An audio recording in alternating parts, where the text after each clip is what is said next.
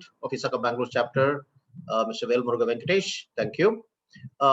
With that, we move to the session, and I'm very happy and privileged to introduce our speaker for today, Mr. Sriram Kadambi.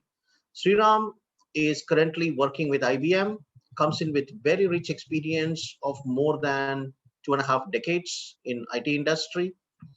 He has been part of a developer community. He is a coder. He has been a service provider. He has handled very tough situations in the customer and comes out with experiences of handling ransomware for very large customers who have been affected with ransomwares. Sriram is an engineer by profession, has worked across organizations, reputed organizations, and he has been with Borland, Telelogic, currently with IBM. I'm very happy to welcome Sriram for this session. Thank you, Sriram, for accepting ISACA Bangalore's invite and agreeing to deliver this session. Thank you very much. And over to you, Sriram. Thank you. Thanks, Vaidi. And then thank you all for giving me an opportunity to present here. It's my privilege to actually come and present a topic on ransomware, where share my experiences and also some of the thoughts and approaches on what goes into containing a ransomware, and then also hear from you a couple of feedbacks and also the experiences of the other people present in the session. So without much ado, let me take you through today's session of what exactly is a ransomware and basically its concepts. A bit of Sriram, a history. Sorry for Sriram, can you hear me? Yeah. Interruption, Sriram. My mistake. I just missed a point. Your questions, as the session goes, right now you're all muted. Just some housekeeping basics. The questions, there is a question and answer window. Down there, you will see near the participants, between the participant and the poll, sandwiched is the Q&A window. You can put the questions there. As the session progresses, we will pick up the questions. We will try to answer as many questions as possible.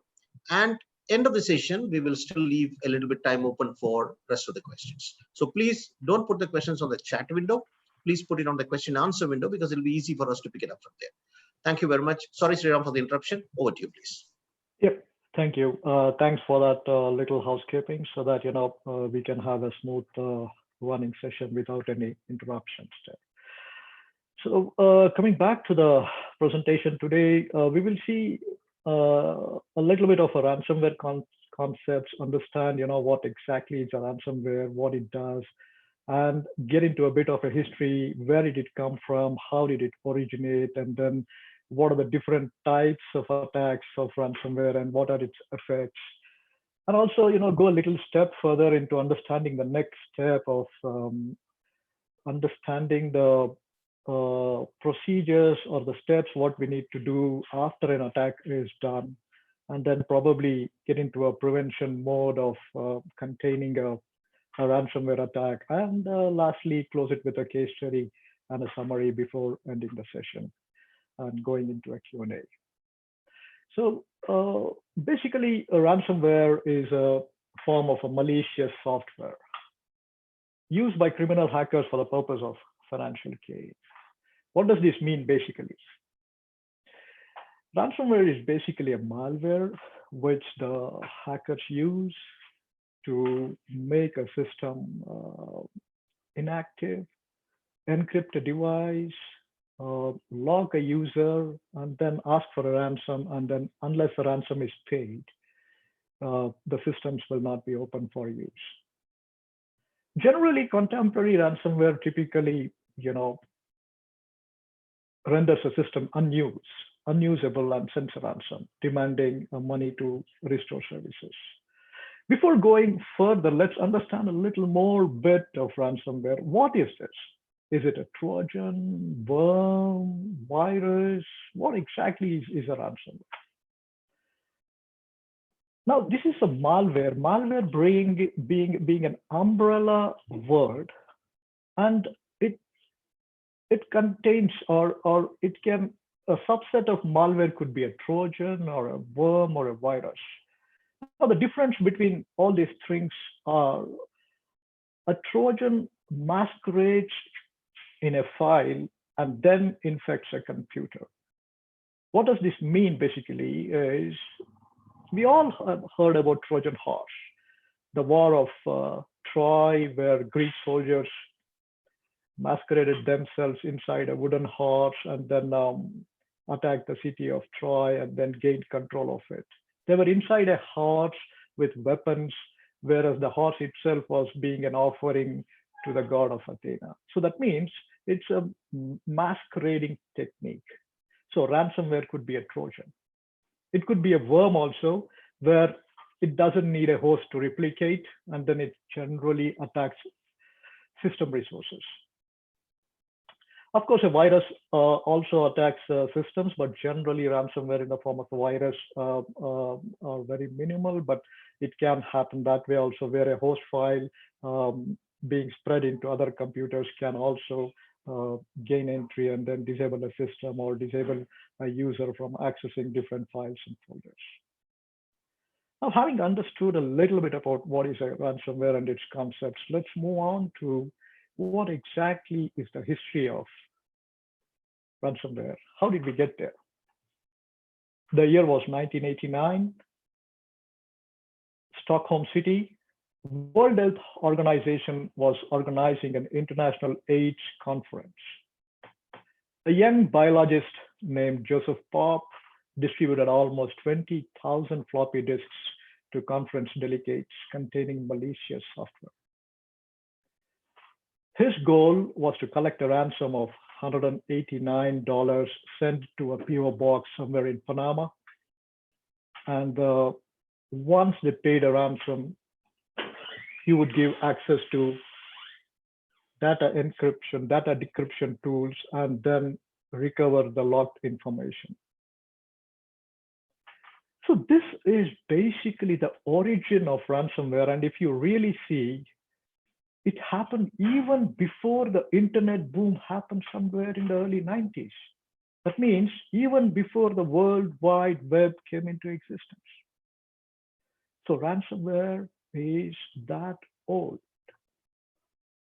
Let's see a little more of history, what exactly happened over the last 2 decades. 1989, of course, as we saw, was an AIDS Trojan. Floppy disk was distributed by a young biologist demanding $189 as a ransom.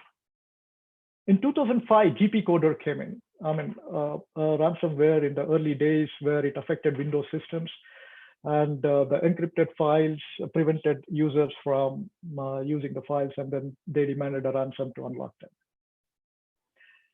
An interesting event happened in 2008 where Bitcoin concept came into being. Now, this proved a real boon to the hackers, where introduction of Bitcoin was very difficult to track the payment made to attackers. And this became the norm down the line for so many years to come, and even now, where all the ransomware money is being asked in Bitcoin payment. For the simple reason that the payment cannot be tracked back. Then came Winlock in 11, Locker, Crypto Locker, and all are basically phishing emails, and in one or the other way, we're stealing the data or probably doing some illegal activities into locking a computer and so and so. 2016 saw an introduction of another malware called Locky, where it targeted specifically healthcare providers. One of the largest sector to be affected by ransomware, next only to manufacturing or an energy sector. WannaCry in 2017 created a havoc actually across the globe. Multiple countries, continents were affected by this worm, which spread across multiple devices connected to the same network. Very recently, in 2018, Samsung malware came into infect or affect the city of Atlanta. And we will discuss a little bit about this case study down the line, as we go through the presentation. Even today, ransomware is a huge threat to the companies. New targets are being attacked, cloud service providers, a lot of storage data which are stored on cloud. And whoever is not paying, they're being punished by either publishing the data or any other things, confidential data onto the dark web. So understanding a little bit of history really helps, to understand what exactly is a ransomware. Do we even think or have a thought, why does this attack happen? I would like to introduce here a term called a security posture. Now, security posture is basically a collective security status of all the components in an organization, including software, hardware, network, infrastructure, people, suppliers, vendors, customers. It could be anything. Basically, the preparedness of a company in preventing an attack. How good is our threat intelligence mechanism? Have we subscribed to the right kind of threat feeds? Do we have the right tools to identify, investigate, mitigate, detect the malware or any other viruses coming into the system? Do we have enough automation tools and orchestration policies among them to really work in tandem to mitigate an attack or actually identify an attack? What are our security policies, use cases, SOPs? Are they in place? Have we really gone through them? Have we trained our employees enough to understand these policies and SOPs so that in the event of an attack, everything can come in tandem and orchestrated better to mitigate an attack? Have we really done this? MFA, I would like to touch upon this a little bit, multi-factor authentication. We all know, or we all receive a little OTP through SMS whenever we do a financial transaction in a bank or anything like that. Now, why does bank do this? Because they have elevated their security posture to the next level by implementing MFAs so that, giving an assurance to the customer, that is we, that, your transactions are safe. That means they've gone up a level high in their security, in getting prepared to any attack or improving their security posture. Even now, some of the organizations are actually implementing MFA into their internal networks. Employees now actually require a multi-factor authentication when they want to access their internal files, getting into the intranet and all these things. Now, this has become a lot of priority in the current pandemic scenario when a lot of people actually work from home, and the complete work culture itself has changed into a new dimension. So in a nutshell, the security posture, the more it increases, the more mature it becomes for an organization, the probability of an attack decreases that much. Moving forward, let me introduce you to another term called as boom. Now, this is a term we actually have borrowed from a military, where actually boom means an attack by an enemy or any such thing. In cybersecurity parlance, boom is nothing but a ransomware attack. The left of the boom, as you see on the slide, is basically threat prevention mechanisms, and the right of the boom is basically activities we do to respond to a crisis. The threat preventions can be any amount of activities, as I discussed earlier, like anti-malware solutions, patch management, deploying runbooks, SOPs, basically improving the cyber resiliency of the organizations. And on the right side, the activities, what we can do in a crisis situation after the attack has happened, like creating a response website and giving assurance or messages or any leadership CEO messages to the customers, suppliers, vendors. It could be anybody, or even to the employees of the organization. Or a forensic research activity where we can investigate a malware and then actually take corrective actions to really reduce the risk of a future attack.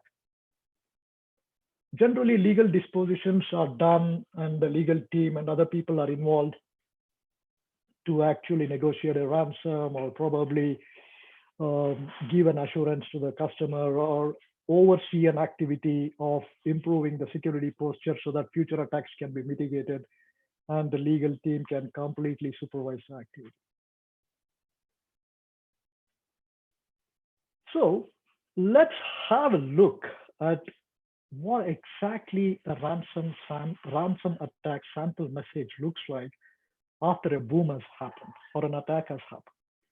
Now, this is the same message our young biologist, Mr. Joseph Poop, had sent to all the attendees in that conference in Stockholm.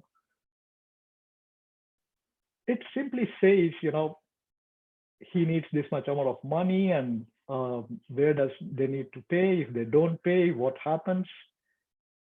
That's all. A very simple message, but a powerful message sent to the victim. Now, generally, hackers or attackers tend to send an email or a message or a video link or something like that, so that they need to pass on the message and then know the victim where to deliver the ransom. After this, let's see exactly what are the ransomware attack methods. While there are many methods available, generally attackers or hackers use three very popular methods. One is a malicious email attachment, where an attacker crafts a beautiful email which is coming from a trusted, believable source. And then once you open it, a ransom payload unknowingly, very discreetly gets downloaded onto the system and then infects the whole system, network, and the organization, and everything is then held for a ransom. The second most popular form of or an attack method is basically malicious email links, which are embedded inside the body of an email. And then you click on the link and thinking from it's come from a trusted source, and then, boom. So the attack happens, and then, your system, network, everything gets infected. The third thing, and the most common thing which is used, is an exploit kit, which gets downloaded onto a system whenever a victim actually visits a compromised website or something like that. And these toolkits are pretty sophisticated to exploit the vulnerabilities in the system, attack a firewall or a switch or any other devices, and come into the system and then really spread inside and create a havoc.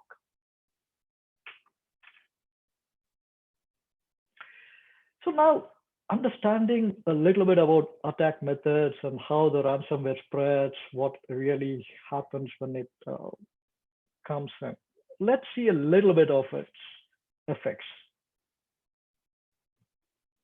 Of course, there will be a huge loss of reputation to the company, great loss of revenue, stock prices going down, customer issues, vendor issues, losing orders, company can get closed, CEOs are made to resign. The list is endless. The biggest question comes there for anybody, a victim of an attack, is the dilemma to pay the ransom or not. Do we even know that actually the hacker has my data. Even if he has, what kind of data it is, how sensitive it is, the data it is. Do I have a backup of all those data? Now, will the backup function if I restore back into my system? I don't even know, because the security posture of my company or the security drill or the assessment has never been done. So I have gone through this kind of an experience when giving a remediation solution to a large client that, when a ransomware attack happens, the biggest concern for anybody is whether to pay a ransom or not. The general advice given to anybody, any company, even if you go to a law enforcement agency, is people advise not to pay the ransom. But if you see the history and the timeline, what I showed before, each and every single person, single company has paid a ransom. Now, such is the threat, such is the fear, such is the dilemma for the top management and board of a company that even today, whenever a ransomware attack happens, people pay the ransom irrespective of what advice you give.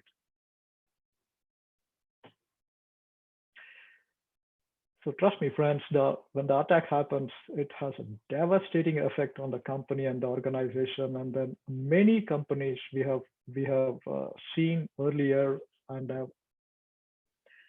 gone through the case studies have closed, winded up the shops.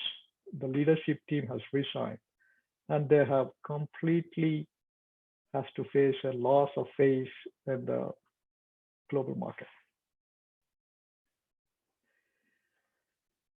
So let's see, what are the next steps after a boom or an attack has happened? Disclosure. We obviously need to disclose it to the stakeholders, investors, public, internal employees, customers, everybody. Now, how much to disclose after the incident, what to disclose, depends on the situation, depends on the severity attack, depends on the quality of the data stolen or any such thing. Another very key thing happens in such kind of attacks is, it is very difficult to ascertain, how much data has been stolen. Or the incident has been confined to only an encryption of the files, disabling a system, or the entire data has been stolen. We never have been able to ascertain in any of the attacks what has happened in history. And I think the same will continue in future. So disclosure to all the key stakeholders in a proper language, sensitivity at its utmost priority, and the minimalistic message, but yet a full message going to the general public is an extremely important activity and a first important next step after an attack has happened. The next equally important thing comes in is an assurance to customers and the stakeholders. Many a times, companies who have been the victims of attack have hired an external legal firm to actually draft out an assurance, talk to other OEMs, vendors, implement right kind of solutions, and then give and take a required proof and then send it to customers as a written assurance and guarantee that, that the systems, the present systems are secure now, and the malware has been removed, and future attacks, vulnerability, everything has been plugged, and the same thing might not happen again, but no guarantees. But at least these things have been done in the past and it will be done in the future. And again, another very key important activity to be done by any organization that becomes a victim of an attack. Incident analysis. Preparing a cost impact analysis is equally important for a leadership team to understand the scale of damage. because most of the time, the scale of the damage cannot be assessed because it is hard to estimate in a given period of time what damage the ransomware has caused. It depends on the severity of the worm or the Trojan which has infected the systems, and then how much damage it has caused, what quality issues we might be facing. It's a huge, huge exercise, and the whole exercise can run into 6 months, 8 months, sometimes 1 year. So just imagine the scale of devastation an attack can cause and the financial impact an organization has to go through while the stock prices are plunging down in the market and the customers are leaving them with no market to sell. Just imagine, the scale of the severity. Now, that is the reason, ladies and gentlemen, most of the organizations agree to pay a ransom because they don't want to go through all these hassles, knowing very well that the hackers, there is no guarantee that they will not post this data onto the dark web or completely give them the decryption key or completely release the systems with no guarantee. But still, everybody pays the ransom. Going forward, a huge lessons are learned during the incident. How to prevent future incidents, better SOPs are prepared, incident response plans are prepared to address the repeat occurrences. Now, these things should be implemented in a company. Like, for example, the employees need to be trained. The systems should be put in place to improve the security posture of the company. Always that term should be kept in mind whenever cybersecurity activities are carried out in the organization. How is my security posture? Conduct repeat assessments, audits to improve the security posture, do the risk assessment, evaluate, and then keep on improving. Another very important thing one can consider is sharing the incident with other organizations of similar nature so that people are aware and then improve their posture so that the attacks can be minimized. Another good way to consider is buying a cyber insurance, because nowadays cybersecurity insurance many people are mandating, and then the first thing any law enforcement agencies asks you whenever you report an incident is, do you have an insurance? That solves most of the problems, and then is a good way, or the first and simple way to actually improve your posture.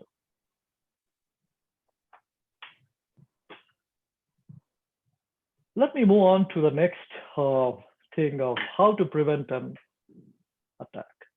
What are the different mechanisms to prevent as far as IT systems are concerned? See, let us understand one thing very clearly. Ransomware attack or ransomware incident is never an IT problem. It's a business problem. As you saw in the previous slides or the discussions what we had for the last couple of minutes or 30 minutes or so, we never talked about IT. It's all about loss of reputation, loss of business, revenue, CEOs getting hammered, my customers going away. I mean, it's all about business. Of course, IT systems are the core of that business. And these IT systems can prevent big time in helping prevent an attack. The first and the right thing to do is patch all the systems. Simple way to do it. Each and every endpoint in my company or an enterprise should be patched. Laptop, desktop, Windows servers, Unix, AIX, any servers. Everything should be patched, should be updated to the latest software, latest security patch. Next, what I would advise is basically implement a SIEM. It's a security information and event management solution, which kind of is a heart of a SOC. Now, what it does is basically collects all the log sources from every endpoint, whether it could be application source, a device, or anything for that matter, and then does or runs some complex rules, use cases based on the configurations, and then help us identify a malicious file whenever it enters in the systems.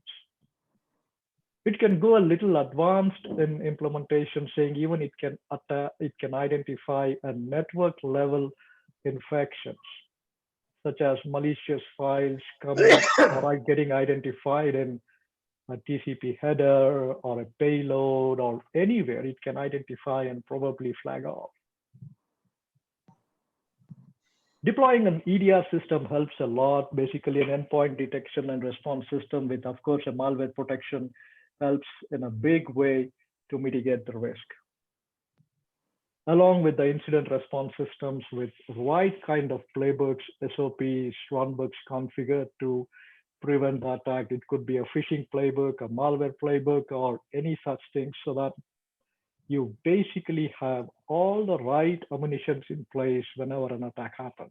For example, a vulnerability is found in a firewall or a switch, and then a malicious file enters through that, and the systems and the SIM and everything it flags off the file, so you can shut down a firewall basically with a rightly configured incident response system, and then prevent more damage.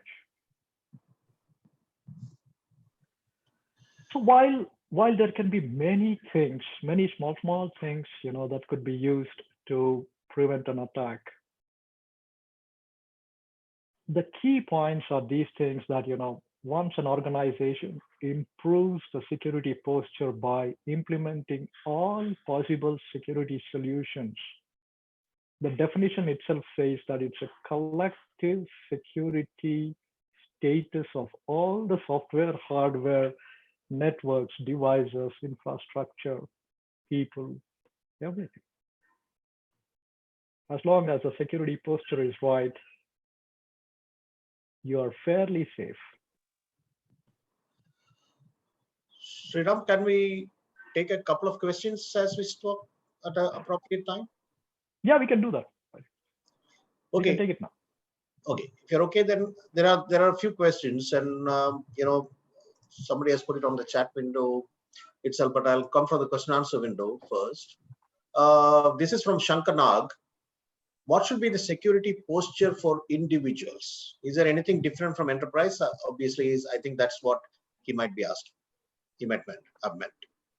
Okay, so as I said, the definition itself says that it's a collective security status for an organization. So an individual or a people is a part of that security posture for an organization.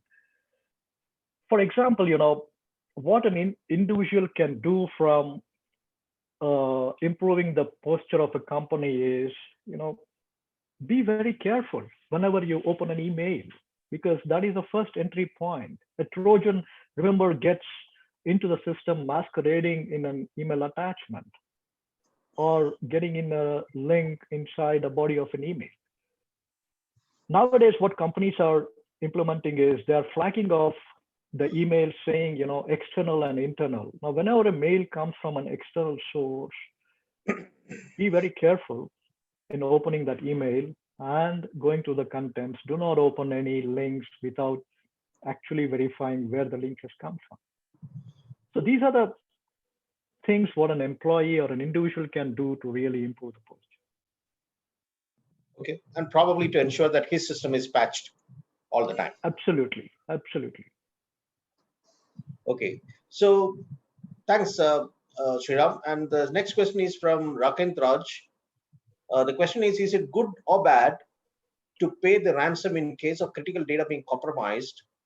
And the context is the data is already backed,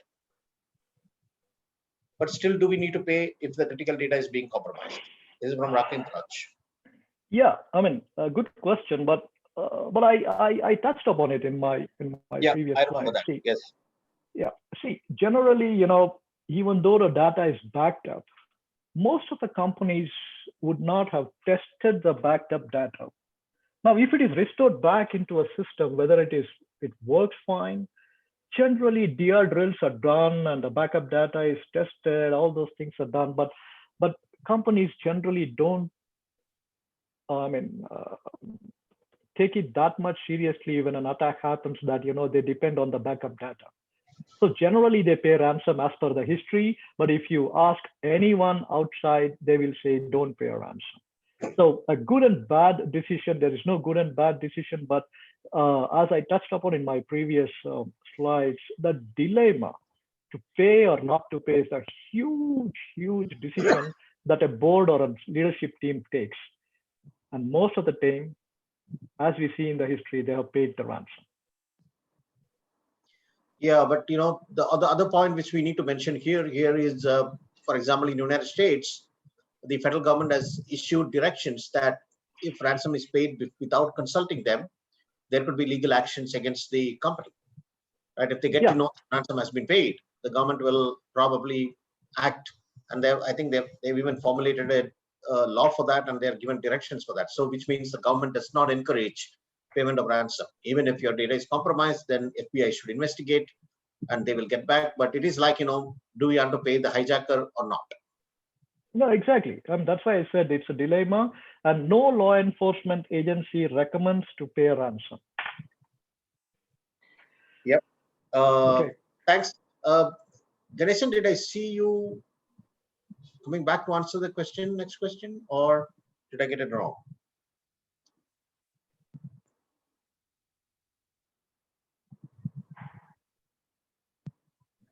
Okay, I'll go with the next question, Sriram, quickly, and then we'll continue before we come to the next question. This is from Jitu Das. What about situations where you need to recover from the ransomware, where AD is the victim of an environment? So probably I think he's here asking about if Active Directory is compromised using ransomware, how do you recover, and what should be your question here? What should be the posture here? Yeah, see, generally ransomware attack, we definitely assessing a damage of how much to that extent it has done, and AD being the heart of the system, which actually validates the identity and the login systems of the company. When it is compromised, the directive what a company gives is it shuts down every system and nobody is allowed to log in. Now the use case or a thing that where I told a couple of minutes back that I literally handled that situation was, it happened.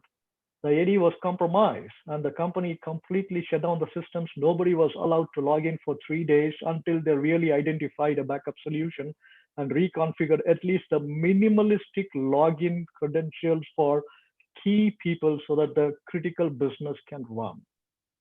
So each company has their own way of mitigating the risk. And if their standard operating procedures are already in place, if it is not in place and only God can save them, that means they have to draft, they have to consult different entities, partners, and then really come into a solution. But very large organizations generally have this SOPs as their security posture, and only minimal access will be given to minimal people and key people and critical business people only. And I think we have to also have a backup and restore procedure so that they recover the required Active Directory forest and they can resume their business. So, and again, as you said, Srikanth, Sriram, most of the organization do not test the backup, whether it can be recovered from there. So yeah, that is an interesting scenario. Yeah, very interesting scenario. That's what I said earlier also. Backups are never tested to the fullest extent, even though, we have a comfort. We always are under a false comfort saying that, we have backed up the systems. Now, that's another thing that companies need to take care and then really validate. Thank you. So questions are pouring in, and we will attend to the questions. I will just answer. Pooja, SIEM is information. SIEM is security information and event management. Basic. Hello. No, go ahead, Sriram. We can hear you. Okay. So security, SIM is basically a security information and event management solution. Now that is like the heart of a SOC, where it collects log sources or events from different components in the company, whether it could be application servers, log servers, file servers, email servers, anything, any devices in the company, right from a simple router to a switch to firewall to anything. And it basically analyzes, correlates based on the different rules that have been configured, use cases that have been configured, and flags off a malicious incident that has entered the system. A Yes. very important tool in the security, improving the security posture of a company. Yes. Great. Thanks, Pooja. I hear Sridhar Parsadi raising the hand. I would just, if you can type something on the chat window or something like that, Sridhar, we will come to you because, we have muted everybody. Sriram, what I would do is I will, let you continue with the presentations. We have another 10 minutes where we can wind it up and leave the next 5 minutes. Or if you want to conclude it in 5 minutes, we can do that and leave the 10 minutes because the questions, quite a lot of questions are pouring in. Sure, I will conclude in the next 5 minutes, and then we can go into Q&A. Thanks for that. Continuing on the slide, I just have only one slide left. So now, see, if I go back and then see, we understood what a malware and what a ransomware is, saw the history, where it came from, what damages it can do, what concepts are there to improve the security posture of a company,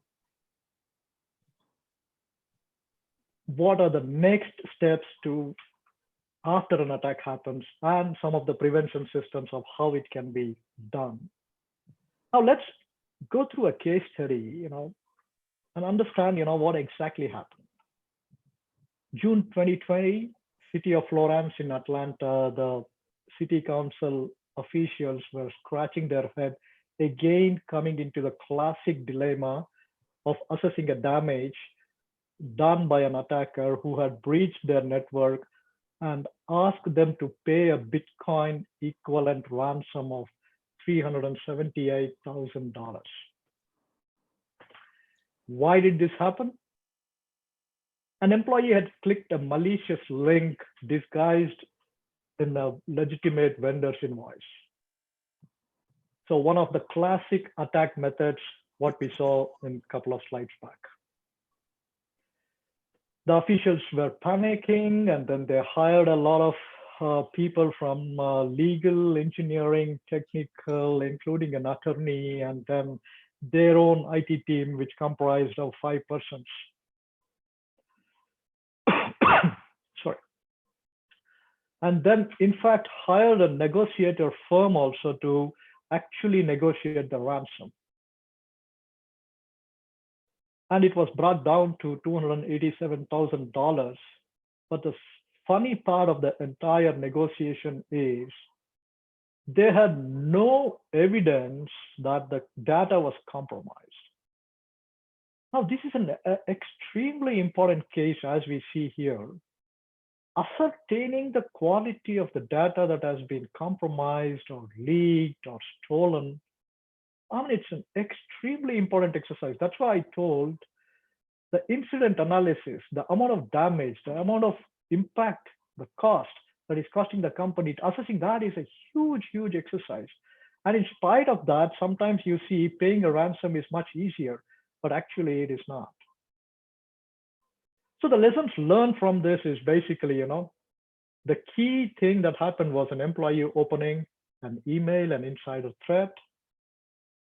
So flagging, they learned to flag all emails as external. As I said a couple of minutes back that, when answering a question, that nowadays companies are flagging what is an internal email, what is an external email. So you know exactly what to open with caution and what to not.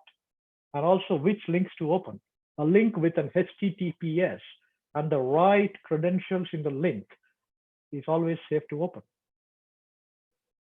So So these are the simple techniques or simple education that organization starts giving the employees and thereby improving their security posture. Of course, they also learned hard way that cyber insurance is the best way going forward, and it's a very essential spending, and that's a lesson learned for all of us, for sure. Now, just to summarize before I close, we went through ransomware, attack, effects, and then mitigating of how to prevent, and also learn some of the next steps of what actually to do when an attack happens. Now, given the current scenario, in the pandemic scenario, such a paradox has happened that, on one hand, the attacks have reduced a bit in the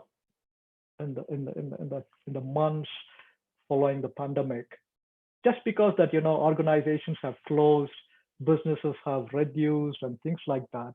But that has opened another clear link or other clear way for attackers to get into the systems by way of exposing more number of people who work from home, because the work culture dynamics completely changed. Now, how the security posture of a company needs to adapt to this change is a huge thing for the companies nowadays, and many companies are struggling to implement virtual desktops for the home users, VPN solutions, and then getting devices registered, multi-factor authentications.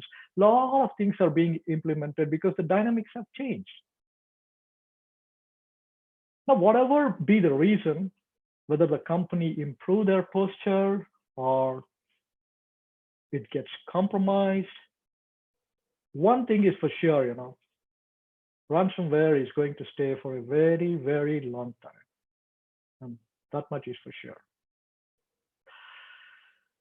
Thank you very much. And then that comes to the end of the presentation. So Vaidi, we can take some questions. Thank you very much, Sriram. It's a wonderful session. Couple of questions where we can collectively answer that. One question is from, let me just look at it. Hold on a second. There is, Ratnaprabha, that's where I stopped. She has asked two questions. I'll club both. First question is, will it affect cloud storage? We know the answer. And are encrypted devices safe from ransomware? Before I hand it over to Ratnaprabha, to Sriram, I can tell you, Ratnaprabha, nothing is safe from ransomware. You can get attacked in cloud. It's just a question of putting a ransomware on the cloud service provider. Doesn't matter that you're not shifting your enterprise security posture to cloud. And will encrypted software, if you have encrypted a drive, does that prevent you from, let me have the expert answer. Sriram, over to you on both the questions. Okay. Yep. Thanks, Ratnaprabha, for asking that question. As Vaidi said, well, encryption is the first level of defense to prevent any data leakage or things like that. But it still doesn't guarantee, from an attack. And short answer is no guarantees. It can be attacked, but yes, at least you have encrypted the data, and it depends on the encryption, what kind of encryption you have done, that the hacker cannot decrypt it. If it is a very loose, simple encryption, not a 16-bit or a 32-bit encryption key, and what kind of different encryption methods you have used, it all depends on that. So short answer is yes, it's a good first level defense, but no guarantees. Absolutely, there's no guarantee. The guarantee is constant watch, guarantee security awareness, security culture, constant update of your cybersecurity posture, security training from top to bottom, starting from the boardroom right downstairs, because the notorious mistakes happen at the top, not at the bottom.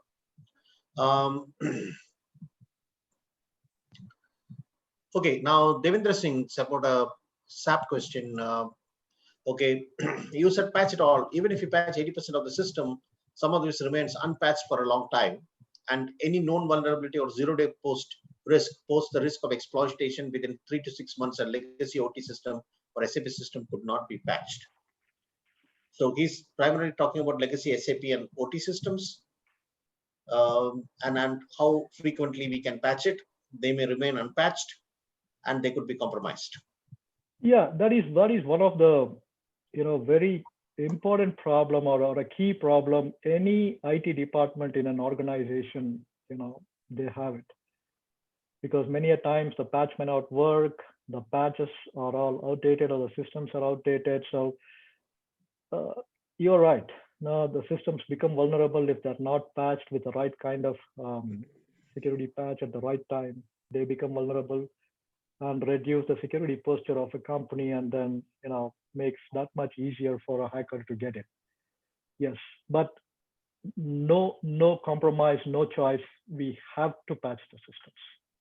Yeah, and just to add to that, Sriram, the most vulnerable things are the SCADA systems, the point of sale systems, including the ATMs to quite a few levels, because they're all connected back to the network and they run on basic operating system, which are not patched, which are unattended. So that's where, for example, if you look at the target data leak, which was primarily not ransomware, but the target data leak, it happened through a AC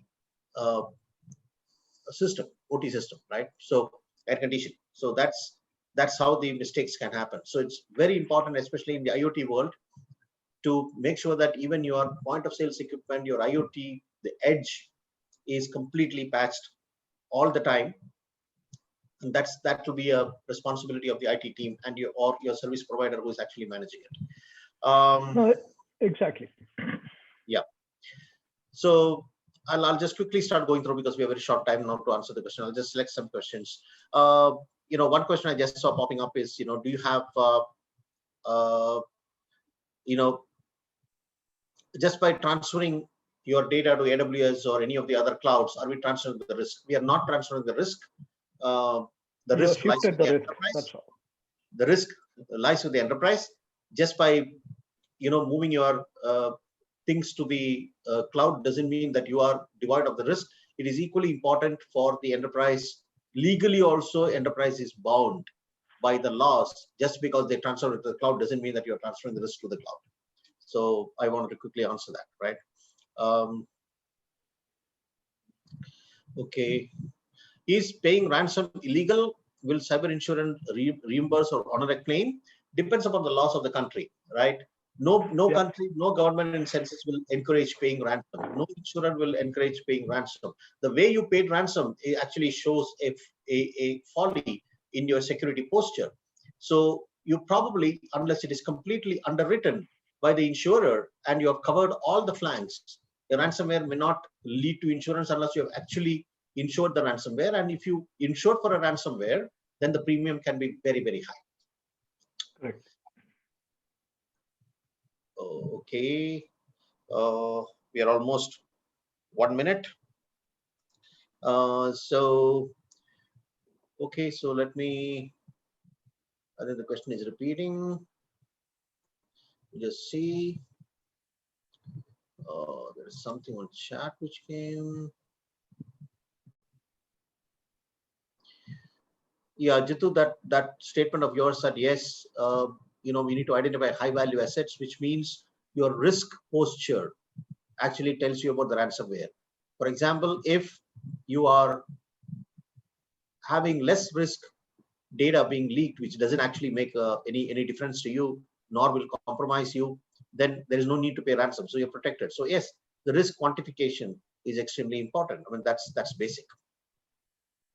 All right. I think, let me see, one last question here. Okay, I would request my co-panelist Ganeshan Ramani to answer this question. Ganeshan, can you hear me? Yes, Vaidhi, go ahead, please. Go ahead. This is your core area, sir. Should IT audit report, this is from Aman Khani, should IT audit report ransomware attack, including its impact? I think it is very interesting. I think, yeah. So when you are auditing cybersecurity, you can also audit the scenario where if there is a ransomware attack, how the organization will respond back. So I think, yeah, if you're auditing the cybersecurity domain, basically if you're auditing a SOC, then maybe you can check the scenario, and if the scenario doesn't fit in, then maybe you can raise a finding and give it to the organization. So that is obviously there. Nowadays, auditors are also looking into the different cybersecurity domains. They are looking into the incident response plan. And one of the top incident is ransomware. So obviously, this will play a key role. Excellent. Thank you very much, Ganeshan. I think we have reached the end of the session exactly on time at 6:30. We couldn't take all the session, all the questions, but we could take most of the questions which could come our way. What I would say is there is a feedback screen which is being shared at this point in time. Just give it a couple of seconds until the screen comes up. We would really appreciate your feedback. It will be on a Mentimeter. You will have a QR code which you can scan and get your feedback up there right away, or you will also see a URL where you can actually go type in, click the URL, and then put in your feedback. So kindly wait until the feedback screen comes up. Vaidi, are you able to see the feedback screen? Not yet, Ganeshan. It says you have started screen sharing. Okay, 1 minute.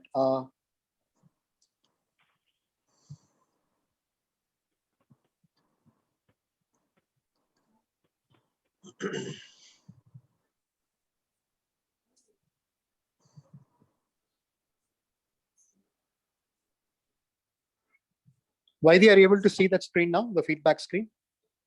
No, it's the ISACA Bangalore chapter screen which I see. Okay. There seems to be some technical hitch in that screen coming up, looks like. Yeah, okay. James, just give us some time, James. We will share the link on the chat. If we can't get the screen up, that's a suggestion from James. If we can share the link on the chat for the feedback. Sure.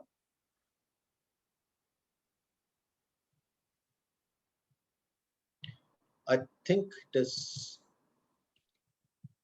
Yeah, it's coming up. Thank you very much, Ganeshan. It's coming up. This is the QR code. And, you can go to, otherwise you can go to www.menti.com, type in the code 25433248. That will be for the session, and you will be able to punch in the feedback. Either scan it using any QR code scanner, you will get there, type the feedback, or go to the URL and do it. Please make sure that you put in your feedback. You will all of you are ISACA chapter members will get a 1 CPE credit. Once more reminding everyone, please make sure that by 19th of April, the membership is renewed. Very important. And Venki, can you hear us? Venki. Vaidi, we started to get feedback. It's good. Yeah. I'm there, Vaidi. Okay, so kindly give the feedback. Venki, I would request you to round up the session, thank our presenter and the participants, please. Definitely. Thank you so much, Mr. Sriram. In fact, it was a very good session, I would say. And this is one of the inaugural sessions, so your name will not be forgotten. So whenever we talk about SLB, whenever we talk about it, so the first impression is the best impression kind of a thing, right? So we actually have started off with you. So it was a very interactive session. We saw a lot of questions pouring in today. So it was definitely a good insights to a lot of things. And for some who are already aware of the way things, aware of these terminologies, it was more like a refresher. And for some of us, it was more like an insights to some of the new things. So thank you so much for that. And I also thank all the participants for joining in and taking this opportunity to actually pick something new or something refreshing your knowledge. We would continue to do this on a regular basis. Please watch out for our communications, which keeps coming to your mail IDs on a regular basis. So with that said, I think, it was a very good, productive 1 hour spent on a Saturday evening. Thank you, Mr. Sriram, once again for accepting and presenting and walking us through this session. Yep.